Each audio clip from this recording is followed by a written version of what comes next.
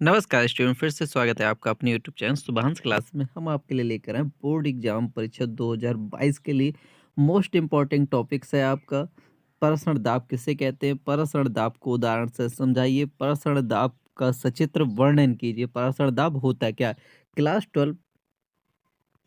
Twelve chemistry का most important topics है जो इस बार की बोर्ड परीक्षा में आने वाला है। प्रसरण दाब किसे कहते हैं, प्रसरण दाब को उदाहरण से समझाइए या प्रसरण दाब को सचित्र वर्णन कीजिए।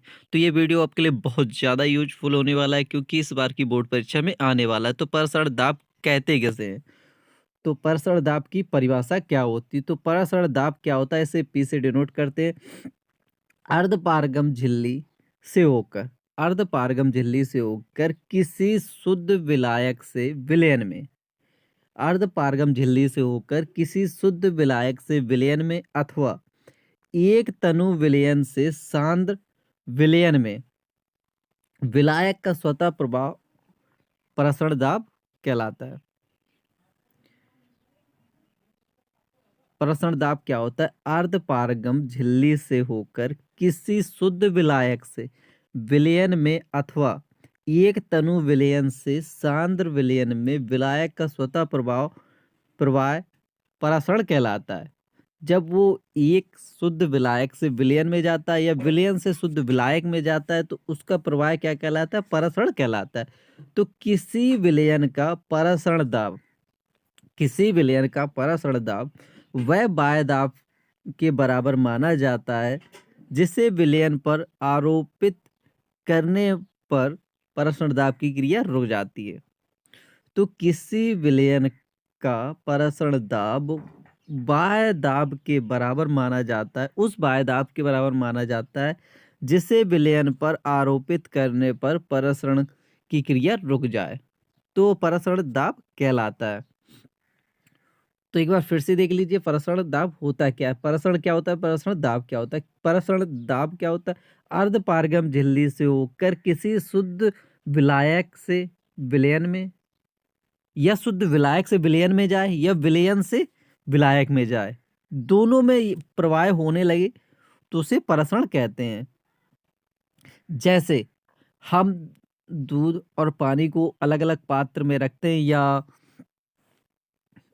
आटे और पानी को अलग अलग पात्र में रखते हैं तो एक दूसरे की ओर जाने लगते हैं। तो प्रसरण दाब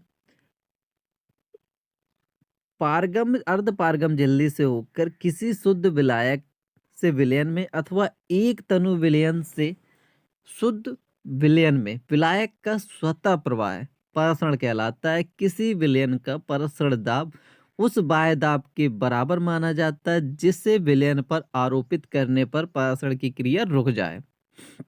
उदाहरण देख लीजिए क्योंकि उदाहरण मोस्ट इंपॉर्टेंट होता है। जब लोहे के एक बंद पात्र में विलयन व विलायक को अर्धपारगम झिल्ली द्वारा पृथक पृथक रखने पर कुछ समय पश्चात प्रसरण की क्रिया शुरू हो जाती है तथा पिस्टन पी पर दाब बढ़ जाता है। तो यहाँ पिस्टन पी पे ये घड़ी लगी हुई है तो दाब बढ़ जाता है, जो दाब मापी पर माप लिया जाता है। तो ये दाब मापी लगी हुई है, जो दाब बढ़ेगा इस पे माप लिया जाता है। इस बार पिस्टन पर दाब बढ़ाकर प्रसरण क्रिया को रोक दिया जाता है। तो इस पिस्टन पर दाब बढ़ाया जाता है तो प्रसरण की क्रिया रुक दी जाती है। तब दाब मापक द्वारा दाब का अंतर नोट कर लिया जाता है। जब इसे प्रेशर से दाबेंगे जो अंतर आएगा, जो प्रसरण दाब होगा उसका और जो पहले का दाब, उन दोनों को नोट कर लिया जाता है। यह बढ़ाया गया दाब ही विलयन का प्रसरण दाब कहलाता है। जो एक्स्ट्रा दाब लगाते हैं उन जो पहला दाब और जो दूसरा दाब नापते इन दोनों के बीच का जो अंतर आता है उसको ही प्रसरण दाब कहते हैं। तो ये देख लीजिए फिगर होता है इसका। तो ये लोहे का एक पात्र है, ये बीच में अर्धपारगम झिल्ली लगी हुई है। तो ये क्या है, एक दो अर्धपारगम झिल्ली लगी हुई है, ऊपर विलयन है, नीचे विलयन है, बीच में विलायक है। और ये देख लीजिए दोनों का अंतर जब दाब बढ़ाते हैं, जब बिना दाब के होते ये दाब मापी लगी होती है, ये पिस्टन लगा होता है। तो ये आपको वीडियो समझ में आया होगा। यदि कहीं पर भी आपको समझ में ना आया हो तो कमेंट करके जरूर पूछिएगा। यदि आप किसी अदर्स टॉपिक पर अपना वीडियो बनवाना चाहते हो बोर्ड एग्जाम से रिलेटेड, तो कमेंट करके ज़रूर बताइए। यदि आपको किसी टॉपिक्स में कोई भी परेशानी हो रही हो तो कमेंट करके जल्दी से बताइएगा। आपके सारे टॉपिक्स बोर्ड परीक्षा पेपर से पहले ही सॉल्व करवा दिए जाएंगे। मिलते हैं नेक्स्ट वीडियो में, तब तक के लिए बाय बाय।